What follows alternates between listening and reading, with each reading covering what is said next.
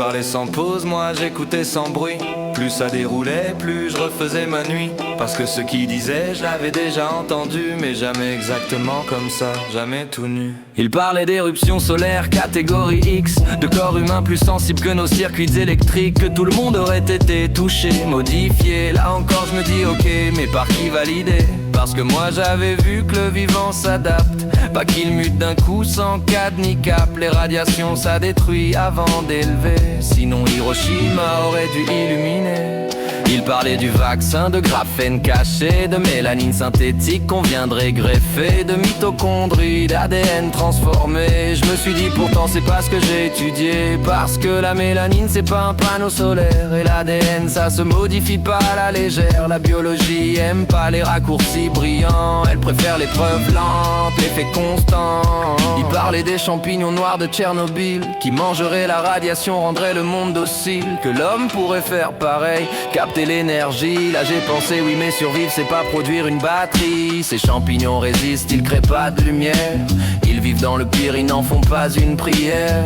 Résilience n'est pas pouvoir divin, sinon la douleur serait déjà un chemin. Il parlait des mayas, des fresques, du noir dominant, comme preuve biologique, comme signe du sang. Pourtant il me semblait dans ce que j'avais appris que le noir parlait de guerre, de nuit, de conflit, que les pigments racontent des codes, pas des visages, que l'art sacré n'est pas un test d'héritage, couleur n'est pas gêne, peinture n'est pas peau, sinon les murs des temples auraient un arbre généalogique au dos. Il parlait de restauration, de blanc, de plomb, de tableaux éclaircis pour servir une domination.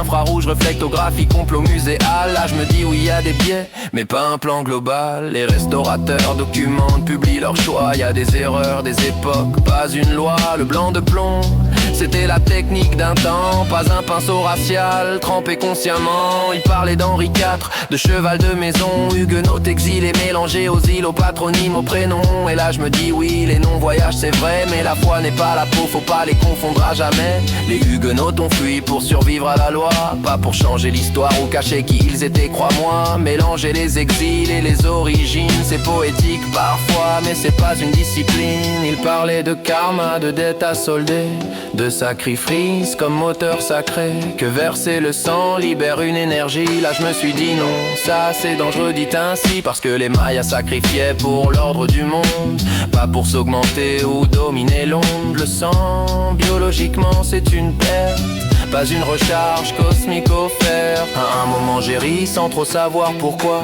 peut-être la fatigue, peut-être juste moi. J'étais parti pour comprendre le monde entier, j'ai fini par douter de la couleur de mes propres idées. Alors j'ai coupé court, sans bruit, sans combat, pas parce que c'est faux, juste parce que c'est trop pour moi. Y a des nuits comme ça où la sagesse consiste à remettre la question sur pause et aller dormir.